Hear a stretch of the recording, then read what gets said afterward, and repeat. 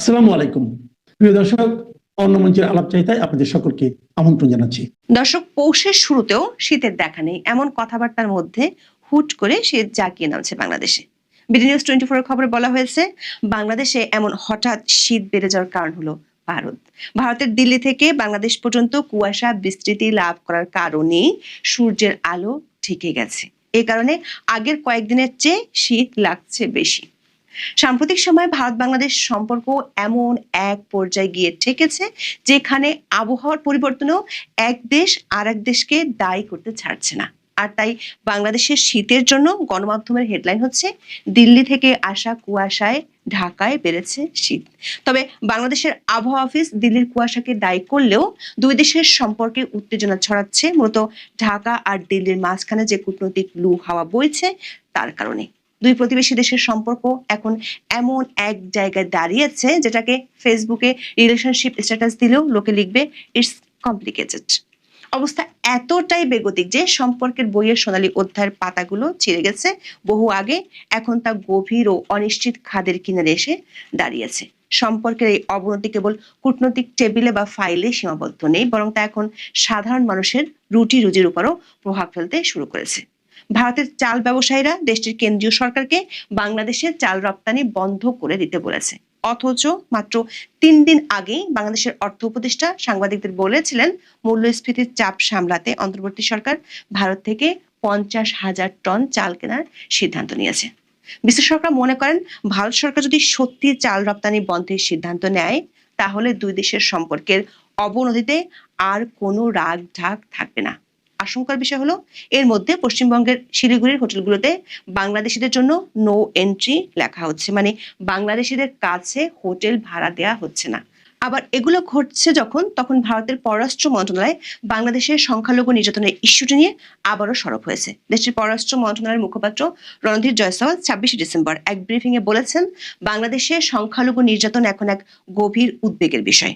ভারত বাংলাদেশের সম্পর্কের এমন উত্তেজনার মধ্যে 17 বছর পর তারেক রহমানের দেশে ফেরা নিয়ে ভারতীয় মিডিয়াতে চলছে চুল চেরা বিশ্লেষণ, যেখানে বলা হচ্ছে বিএনপি ও তারেক রহমানকে ঘিরে কোন দিকে যেতে পারে দুই দেশের সম্পর্ক। বিস্তারিত জানতে চলুন যাওয়া যাক বিশ্লেষণে। শুরুতেই আসি দিল্লির লেটেস্ট ডিপ্লোম্যাটিক বোমাটার দিকে। ভারতের পররাষ্ট্র মন্ত্রণালয়ের মুখপাত্র রণধীর জয়সওয়াল 16 ডিসেম্বর এক ব্রিফিংয়ে যা বলেছেন তা নিয়ে ঢাকার কূটনৈতিক পাড়ায় আবারও অস্বস্তি দেখা দিয়েছে। ভারত সরাসরি বলছে, বাংলাদেশের সংখ্যালঘুদের বিরুদ্ধে চলমান বারবার সহিংসতা গভীর উদ্বেগের বিষয়। বাংলাদেশের ময়মনসিংহে দীপু দাসের ঘটনার রেশ কাটতে না কাটতেই 24 ডিসেম্বর রাজবাড়ির পাংশায় অমৃত মণ্ডল ওরফে সম্রাট নামে আরো এক হিন্দু ব্যক্তিকে গণপিটুনি দিয়ে হত্যা করা হয়। অবশ্য বাংলাদেশের অন্তর্বর্তী সরকারের প্রেস উইং এর বিবৃতিতে দাবি করা হয়েছে, সম্রাট একজন কুখ্যাত অপরাধী ছিলেন এবং চাঁদাবাজি করতে গিয়ে গ্রামবাসীর তোপের মুখে পড়েন। 25 ডিসেম্বর প্রেস উইং থেকে দেয়া বিবৃতিতে বলা হয়েছে, পুলিশের তথ্য ও প্রাথমিক তদন্ত থেকে প্রতীয়মান হচ্ছে যে ঘটনাটি মোটেই সাম্প্রদায়িক হামলা নয়, এটি চাঁদাবাজি ও সন্ত্রাসী কর্মকাণ্ড থেকে উদ্ভূত সহিংস পরিস্থিতি থেকে সৃষ্ট ঘটনা। নিহত ব্যক্তি শীর্ষ সন্ত্রাসী অমৃত মণ্ডল ওরফে সম্রাট চাঁদা দাবির উদ্দেশ্যে এলাকায় উপস্থিত হন এবং বিক্ষুব্ধ স্থানীয় জনতার সঙ্গে সংঘর্ষের এক পর্যায়ে প্রাণ হারান। তবে ভারত এই ব্যাখ্যাটি মানতে রাজি নয়। ভারতের পররাষ্ট্র মন্ত্রণালয় মনে করছে, বাংলাদেশে হিন্দুদের উপর যে কোনো ধরনের হামলাকে অপরাধের তকমা দিয়ে ধামাচাপা দেওয়ার চেষ্টা চলছে।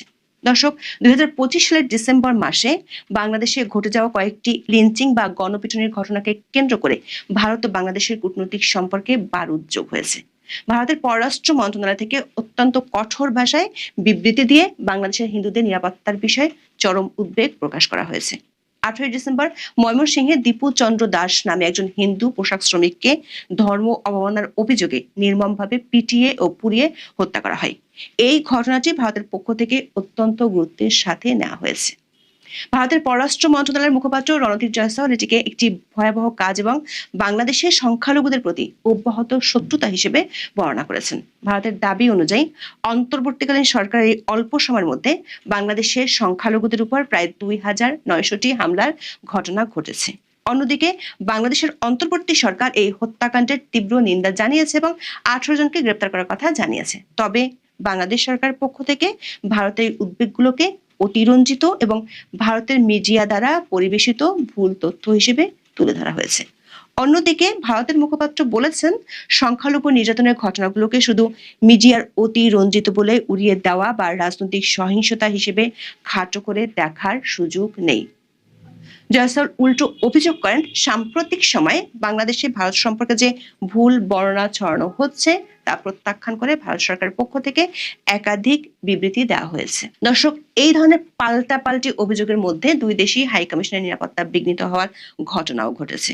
20 ডিসেম্বর 20 থেকে 25 জন বিক্ষোভকারী কড়া নিরাপত্তা বেষ্টনী থাকা সত্ত্বেও বাংলাদেশ হাই কমিশনের সামনে বিক্ষোভ প্রদর্শন করে এবং স্লোগান দেয়, যা ঢাকাকে ক্ষুব্ধ করেছে। তার আগে ঢাকায় ভারতের হাই কমিশন ঘেরাও করতে গিয়েছিল এক দল বিক্ষোভকারী। চট্টগ্রামে ভারতের উপ হাই কমিশনারের কার্যালয়ে হামলার ঘটনা ঘটেছে। দর্শক, কূটনৈতিক পর্যায়ে এমন পাল্টাপাল্টি অভিযোগের মধ্যে সবচেয়ে বড় প্রভাব পড়ার আশঙ্কা দেখা দিয়েছে দ্বিপাক্ষিক বাণিজ্যে, যেটি একেবারে সবচেয়ে সেন্সিটিভ জায়গায় পেটের রাজনীতি বা চাল রফতানি নিয়ে। মাত্র 3 দিন আগে বাংলাদেশের অর্থ উপদেষ্টা ক্রয় সংক্রান্ত উপদেষ্টা কমিটির বৈঠক শেষে সাংবাদিকদের জানিয়েছিলেন, দেশের বাজারে চালের সরবরাহ স্বাভাবিক রাখতে এবং মূল্যস্ফীতির চাপ সামলাতে ভারত থেকে 50,000 মেট্রিক টন চাল আমদানির সিদ্ধান্ত নিয়েছে অন্তর্বর্তী সরকার। দর্শক, এর আগে অধ্যাপক ইউনূসের সরকার পাকিস্তান থেকে চাল আমদানি করেছিল, যেটা টন প্রতি দাম পড়েছিল $395।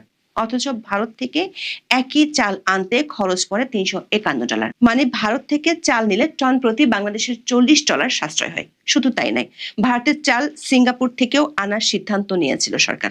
বাংলাদেশ এবছর 9 লাখ টন চাল আমদানির পরিকল্পনা করেছে, যার মধ্যে 7 লাখ টনই ভারত থেকে আনার কথা। কিন্তু লেটেস্ট খবর হলো, ভারতের একদল চাল ব্যবসায়ী এখন কেন্দ্রীয় সরকারকে বলছে বাংলাদেশের চাল রপ্তানি বন্ধ করে দিন। এই দাবির পেছনে তারা কারণ হিসেবে দেখিয়েছেন চট্টগ্রামে ভারতের সহকারী হাই কমিশনে হওয়া হামলা এবং বাংলাদেশের পক্ষ থেকে কাঁচা পাট রপ্তানিতে দেওয়া নিষেধাজ্ঞা। ভারতের ব্যবসায়ীরা বলছে, এই অস্থিতিশীল পরিবেশে ব্যবসা করা রিস্কি। তাদের দাবি, ভারত কেন সস্তায় চাল দিবে যখন ভারত এবং তার নাগরিকদেরই টার্গেট করা হচ্ছে। বিশ্লেষকরা বলছেন, যদি ভারত সরকার সত্যি চাল রপ্তানি বন্ধের সিদ্ধান্ত নেয় তবে বাংলাদেশের বাজারে এর ব্যাপক প্রভাব পড়বে। কারণ বাংলাদেশের পেঁয়াজ, চিনি এবং ডালের মতো নিত্য প্রয়োজনীয় পণ্যের বাজার মূলত ভারতের উপর নির্ভরশীল। বর্তমানে চালের মজুদ বাড়াতে এবং রমজানের আগে বাজার স্থিতিশীল রাখতে ভারতের চাল বাংলাদেশের জন্য দরকার। তবে এর আগে আদানির বিদ্যুৎ বন্ধ করা নিয়ে বাংলাদেশের অভ্যন্তরে দাবি উঠলেও বাংলাদেশ সরকার সে পথে পা বাড়ায়নি। দর্শক, দুই দেশের এই উত্তেজনার মধ্যে আপনারা যারা শিলিগুড়ি ঘুরতে যেতে চান বা নর্থ বেঙ্গল হয়ে সিকিম যাওয়ার প্ল্যান করছেন, তাদের জন্য একটা দুঃসংবাদ আছে। শিলিগুড়ির হোটেল ব্যবসায়ীরা এখন এক কাটরা। তারা বলছে, বাংলাদেশিদের ঘর ভাড়া দেব না। গ্রেটার শিলিগুড়ি হোটেলিয়ার্স ওয়েলফেয়ার অ্যাসোসিয়েশনের অধীনে থাকা প্রায় 180টি হোটেল এই সিদ্ধান্তে যোগ দিয়েছে। প্রশ্ন হলো, কেন? তাদের দাবি, বাংলাদেশে ভারত বিরোধী বক্তব্য বাড়ছে আর ভারতের জাতীয় নিরাপত্তার স্বার্থে তারা এই সিদ্ধান্ত নিয়েছে। তাদের স্লোগান হলো, দেশ আগে ব্যবসা পরে। ভাবুন একবার, আপনি পাসপোর্ট হাতে নিয়ে শিলিগুড়ি স্টেশনে নামলেন, পকেটে টাকা আছে, কিন্তু হোটেলওয়ালা বলছে আপনার জন্য নরুম, ওপারে গিয়ে ভাত খান। এর আগে 2024 ডিসেম্বরেও এমন হয়েছিল, তবে তখন অন্তত মুমূর্ষ রোগী আর ছাত্রদের ছাড় দেওয়া হয়েছিল। এবার নাকি সেই মানবিকতার পথ বন্ধের পথে। যদিও ভারত সরকার বাংলাদেশিদের জন্য ভিসা কড়াকড়ি আরোপ করেছে, এর উপর আবার মেডিকেল ভিসায় আসা রোগীদের জন্য কোনো ছাড় দিচ্ছে না। শিলিগুড়ির পাশাপাশি মালদা জেলাতেও একই ধরনের ব্যবস্থা নেওয়ার পরিকল্পনা চলছে। শিলিগুড়ি জংশন এলাকায় অনেক হোটেলে বয়কট বাংলাদেশ পোস্টার লাগানো হয়েছে। এমনকি অনেক পরিবহন চালক তাদের গাড়িতে একই ধরনের স্টিকার লাগিয়ে বাংলাদেশিদের সেবা দেওয়া বন্ধ করে দিয়েছে। দর্শক, এরই মাঝে বাংলাদেশের রাজনীতিতে একটা বড় এন্ট্রি হয়েছে। 17 বছর পর তারেক রহমানের ফেরার খবর সবখানে ভাসছে। তারেক রহমানের ফেরার প্রতিক্রিয়ায় ভারতের পররাষ্ট্র মন্ত্রণালয়ের মুখপাত্র জয়সওয়াল বলেছেন, তারা বাংলাদেশে অবাধ ও সুষ্ঠু নির্বাচন চায় এবং তারেক রহমানের বিষয়টিকেও তারা সেই প্রেক্ষাপটই দেখছে। জয়সওয়াল কূটনৈতিক প্রতিক্রিয়া জানালেও ভারতের একাধিক গণমাধ্যমের বড় বিশ্লেষণ হলো, তারেক রহমানের এই ফেরাটা ভারতের কিভাবে দেখা উচিত তা নিয়ে। ভারতীয় সংবাদ মাধ্যম এনডিটিভির বিশ্লেষণে বলা হয়েছে, তারেক রহমান ফিরতে জামাত ইসলামের বেশ অস্বস্তি শুরু হয়েছে। জামাতপন্থী এক আইনজীবী তারেক রহমানকে হুমকি দেওয়ার কথা উল্লেখ করেছে এনডিটিভি, যেখানে ওই আইনজীবী অভিযোগ করেছে ভারতের শর্তাবলী মেনেই তারেক রহমান বাংলাদেশে ফিরেছেন। একদিকে ভারতের কিছু মিডিয়া তাকে বলছে অ্যান্টি ইন্ডিয়া, অন্যদিকে জামাতের আইনজীবী বলছেন তিনি ভারতের দালাল হয়ে ফিরছেন। ফার্স্ট পোস্টের বিশ্লেষণে বলা হয়েছে, তারেক রহমান তার বক্তব্যে বারবার জোর দিয়েছেন দেশে আইন শৃঙ্খলা বজায় রাখার উপর এবং দ্রুত নির্বাচনের উপর। ভারতীয় গণমাধ্যমগুলো বলছে এটি ভারতের জন্য কিছুটা স্বস্তির কারণ হতে পারে, কারণ ভারতও স্থিতিশীলতা চায়। দর্শক, ভারত ও বাংলাদেশের মধ্যে এখন একটা বিশাল আস্থার সংকট তৈরি হয়েছে। একদিকে সংখ্যালঘুদের নিরাপত্তা নিয়ে ভারতের চাপ, অন্যদিকে ভারতের প্রতি বাংলাদেশের জনগণের একাংশের ক্ষোভ। যদিও অর্থ উপদেষ্টা ডক্টর সালাউদ্দিন আহমেদ কয়েকদিন আগেই বলেছিলেন ভারতের সাথে সম্পর্ক উন্নয়নের চেষ্টা চলছে, কিন্তু বাস্তবতা হলো দুই দেশই একে অপরের উপর নির্ভরশীল। বাংলাদেশের জন্য ভারত সবচাইতে বড় ব্যবসায়িক পার্টনার, আর ভারতের জন্য বাংলাদেশের স্থিতিশীলতা মানে তার উত্তর পূর্বাঞ্চলের শান্তি। বিশেষজ্ঞরা মনে করেন ভারত বাংলাদেশ সম্পর্কের বর্তমান অবস্থা অনেকটা সেই পুরনো বাড়ির মতো, যেটার দেয়াল ফেটে গেছে। আপনি হয়তো দেয়ালটার রং করে ঢাকার চেষ্টা করছেন, কিন্তু এখন বোঝা যাচ্ছে যে ভিতটাই নতুন করে মেরামত করা দরকার। তবে ভারত ও বাংলাদেশের বর্তমান উত্তেজনা এক ভয়াবহ মানবিক ও অর্থনৈতিক সংকটের ইঙ্গিত দিচ্ছে। 2026 সালের নির্বাচন পর্যন্ত এই উত্তেজনার পারও যদি বাড়তেই থাকে, তবে সেটি এই অঞ্চলের স্থিতিশীলতাকে ধ্বংস করে দিতে পারে, এমন আশঙ্কাও করছেন অনেকে। আসসালামু আলাইকুম। তারেক রহমান অনেক বাধা বিপত্তি পেরিয়ে দেশের মাটিতে পা রাখার সঙ্গে সঙ্গে আগামী নির্বাচন নিয়ে যে অনিশ্চয়তা ছিল, সেই অনিশ্চয়তার অনেকখানি কেটে গেছে বলে অনেকে মনে করছেন। মনে হওয়াটাই স্বাভাবিক। আমারও অনেকখানি সন্দেহ কেটে গেছে এমনটা বলতে পারে, কিন্তু আসলেই কি কোনো ধরনের কোনো সংশয় নেই? কোনো সংশয় নেই এমনটা জোর দাবি নিয়ে বলছেন প্রধান উপদেষ্টা প্রেস সচিব। আবার তার এগেনস্টে আন্তর্জাতিক গণমাধ্যম কি বলছে, কতটুকু নিশ্চয়তা অথবা অনিশ্চয়তা রয়েছে তারেক রহমান দেশে ফেরার পরেও নির্বাচনের ক্ষেত্রে। প্রধান উপদেষ্টা প্রেস সচিব শফিকুল আলম তিনি তার ফেসবুক স্ট্যাটাসে লিখলেন যে আসন্ন জাতীয় নির্বাচন ও গণভোট নির্ধারিত সময়েই অনুষ্ঠিত হবে, এ নিয়ে আর কোনো সংশয় নেই। রেকর্ড ভাঙা জনতা মৌসুমের সবচেয়ে তীব্র শীতকে উপেক্ষা করে 300 ফিটে বিএনপির ভারপ্রাপ্ত চেয়ারপারসন তারেক রহমানকে স্বাগত জানাতে জড়ো হয়েছিল। এটি ছিল নির্বাচনের জন্য দেশের প্রস্তুতির স্পষ্ট প্রমাণ। আমরাও তেমনটা ভাবতে চাই, ভাবতে পারলে আরও ভালো হতো। কিন্তু আন্তর্জাতিক গণমাধ্যমের কথা বলছিলাম, তারা কি বিশ্লেষণ করছে? আল জাজিরা তার একটি বিশ্লেষণাত্মক প্রতিবেদন প্রকাশ করেছে মাত্র কয়েক ঘন্টা আগে, যার শিরোনাম হচ্ছে Bangladesh election, why BNP leader Tarique Rahman's return matters. বিশ্লেষণে বলা হচ্ছে, নানান ধরনের বিশেষজ্ঞদের মন্তব্য নিয়ে তুলে ধরে বলা হচ্ছে যে তারেক রহমানের প্রত্যাবর্তন বিএনপিকে শক্তিশালী করবে এবং বিশৃঙ্খলা ও সহিংসতার মধ্যে বাংলাদেশের রাজনীতিকে স্থিতিশীল করতে পারে। তবে একটা কিন্তু আছে, সেটি হচ্ছে কেবল যদি তিনি দেখান যে তিনি জনগণের সাথে সংযোগ স্থাপন করতে পেরেছেন। তার প্রত্যাবর্তন এমন এক সময় এলো যখন বাংলাদেশে রাজনৈতিক অনিশ্চয়তা ও উত্তেজনা তীব্রতর হচ্ছে। একজন সাবেক ছাত্রনেতা ওসমান হাদির হত্যাকাণ্ডের পরে ক্রমবর্ধমান যে সহিংসতা, দেশের শীর্ষ দুটি গণমাধ্যম জ্বালিয়ে পুড়িয়ে দেওয়া, একই সঙ্গে একজন হিন্দু ধর্মাবলম্বী মানুষকে পিটিয়ে পুড়িয়ে হত্যা করা, এমন সব রাজনৈতিক উত্তেজনা আরও গভীর হওয়ার ফলে নির্বাচনটি ব্যাহত হওয়ার আশঙ্কাও উড়িয়ে দেওয়া যায় না বা আশঙ্কা রয়েছে, এমনটাই বলছে আল জাজিরা বলছে তারেক রহমানের প্রত্যাবর্তন এবং তার ভাষণ দেশের রাজনৈতিক পরিস্থিতি শান্ত এবং পরিকল্পনা অনুযায়ী নির্বাচন অনুষ্ঠানের জন্য বাংলাদেশের গতি আরও জোরদার করতে সাহায্য করবে। কিন্তু শেষমেশ কি হবে?